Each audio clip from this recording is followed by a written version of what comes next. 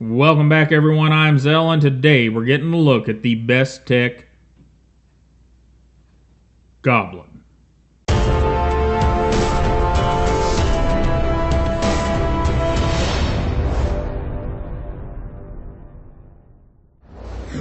Alright guys, we looked at the Imp here recently, and what we have here is basically the same knife with a different blade in it, the same handle. However, this handle is all titanium, so we can see our cuts in titanium a little better. Well done, nice smooth cuts they've done here. It's just really, really nice. We've got, on the back side, we got the same, got our little indexing spots, got our flipper tab that looks aggressive, but really isn't very aggressive, and our jumping across backspacer, and this one happens to be number 1 of 30. And I don't know how I end up getting all the low-numbered Bestech knives. You know, sometimes Bestech sends some over to me. The Imp they sent over here, the Goblin I bought at White Mountain Knives. So this one, laid out my own money for, did not get it from Bestech, and I ended up with number 1 of 30. That's crazy. And it's really crazy because I'm going to anodize this sucker myself here sometime very soon. That's why I went ahead and got the all-titanium version. And closed length on this guy is 3.68, a handle thickness of 0.47, a closed height of 1.27. Very similar numbers to what we had on the Imp because, well, it's the same handle. The only reason that they should vary in any of the metrics except for height here is because I'm the one that measured them with my own equipment, so there may be a little bit of variance. You get a close look at it real quick, all closed up. And it's got some wear on it because I have been carrying it as a floater knife, and it does a good job of that. And let's get this little blade open. And there you go. That is the big difference between this and the Imp. And we'll get a look at that here in just a minute. First off, let's get some comparisons going. So, knives this is going to be compared to, this is going to be one of them for sure. Now, if you're looking for your replacement or your higher end pillar, Bestech has got you covered right here. We've got approximately the same blade length. We've got thinner stock for better sliciness, and got all of the full-size knife goodies inside this Bestech Goblin, where CRKT still refuses to make us a high-end or higher-end pillar. But there you go, that's the comparison there. And we have a Kershaw Fraction, a little bit longer knife, and a Rat Model 2, the smaller Rat. We'll put the bigger Rat up here just for those of you that may not have seen a Rat Model 2 in person. We'll get those out of the way. Got 2 more I'm going to throw in here. We have a Lion Steel Roundhead and a Kaiser Feist. So there you are with the comparisons. Let's move on to getting a look at this blade, because this is a rather beautiful piece of kit whenever we look at the blade. Our blade is done in that finish. It's really hard to put on camera. It's a fine belt finish with a buff over it, and it is just a beautiful thing. We have, and it also is a fingerprint magnet. My goodness, get my zebra stripe towel out here and get some of them, maybe get some of them fingerprints off of it. We have Goblin on this side, and S35VN, and the Bestech logo over on this side. We have a blade length of 2.1 inches and an edge length of about 2.1 inches as well. We got a huge, nice finger choil. Look how well they did the edge terminations there on both ends. Jumping up across here, and there's another one of those nice milling cuts. Whew. Very well done. And look at that action. I mean, it just, we're not supposed to be talking about that yet, are we? I don't care. Look at that. That is just absolutely freaking beautiful for a small knife. And let's move on along to our pause and read card, and I'll be right back with you.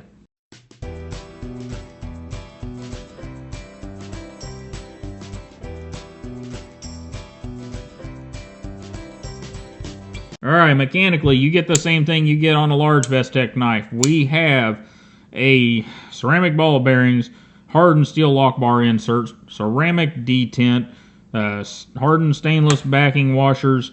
It is a big knife done small. Now, the only caveat, we still have their free spinning pivot with that little cupped in deal that's kind of hard to get out. I mean, it's not hard. You can use a standard small flat blade screwdriver, but as you can see where I've messed with it a little bit, it's not the best thing in the world to do. But there you go. It is mechanically very sound. Now, let's look at the screws real quick. Get our Weehaw driver out here. And again, Bestech, as far as fasteners go, they run from high B's to low A's, and that's probably, it should be a little higher because of their being stainless fasteners. But whenever you have to deal with Hinderer, and you have to deal with Wee and Riot, who are all making their own titanium fasteners and stainless fasteners, and you stick a tool down in one of those fasteners and it's stuck fast and works well, well, you're not going to get an A or an A+, because those guys have it sewn up unless you're making your own stuff or you're purchasing extremely high-end hardware. But these do come in at a solid B or better. Now, ergonomically, just like the Imp, if you get a hold of this guy back here, it's kind of slick, not really designed to be held there. However, you have a little bit more pointy tip if you hold it here and you use this as a stop to keep you from running your finger up on the blade for taking care of that nasty box that might come out of the alley whenever you're on your way home from the gym or wherever.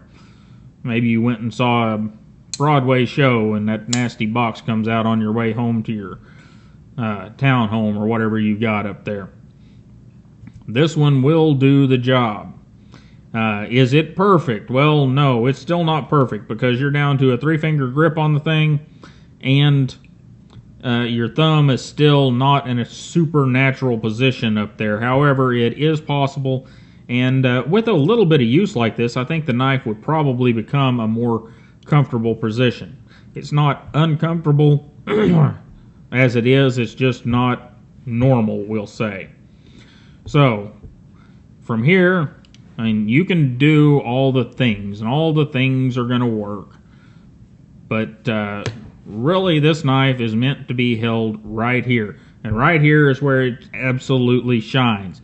The ergonomics are, an A+ right there. Everything fits in your hand well, and you're in good shape. Your pinch grips work fine. Your push cuts are going to work fine. Your draw cuts, this knife really isn't designed for. You can get your reverse grip if you put your pinky down in there. Still, again, it's a rather small blade to be doing reverse grip stuff with. So, there you go. Ergonomically, it's very good if you use that front finger choil. So, let's get it in the pocket and see what we've got there. Probably ought to close it first, huh? And there you go. That is this knife in the pocket. And just like the Imp, exactly like the Imp, you got plenty of knife down in here. I haven't carried it like this because, well, I carried the knife this size as a floater in my pocket. But you do have your lanyard hole sticking up above the pocket. And you've got a fair amount under the clip. So most of your work pants, I believe this knife would work in pretty good.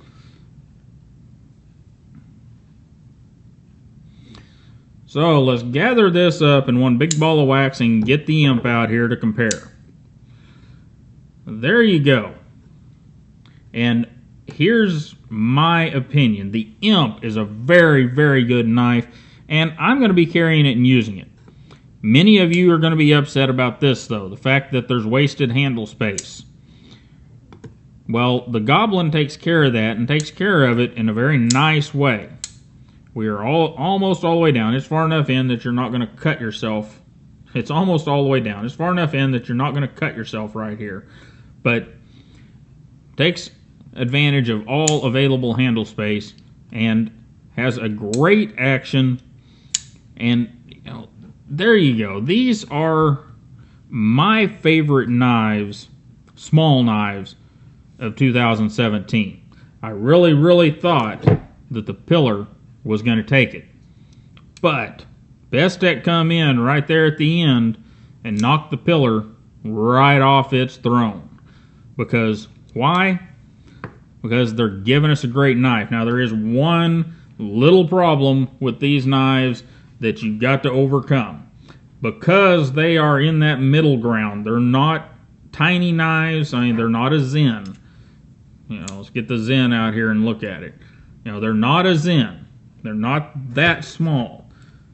But they're not a full-size knife, so the price on them falls in the middle. We have an MSRP of $198 and a street of about $158. So, are they worth it? Well, that's for you to decide. For me, Bestech sent me the Imp. So, money's kind of hard to deal with there. But I put out my own $158 for the Goblin. Why? Because the Imp showed me that I wanted this knife. I needed this knife as a knife to put in my left pocket. And that's where it's been riding pretty much since it got here. You know, the Imp's had some time in the pocket, the Zen's had some time in the pocket, but for the most part, it's been the Goblin. Why? I'm not as much on the blade design of the Goblin, but I like having that extra half-inch or so of blade, whatever that comes out to. Let's lay them against each other and see.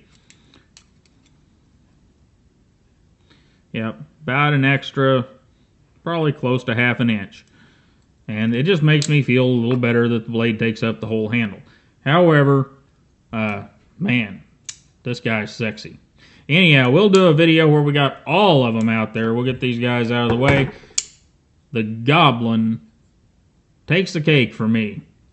I really like this knife. I like the ergonomics. I like everything about it except for that free spinning pivot and the flat blade hole that they put there that's not really, it's concave down in there. I'm not a big fan of that.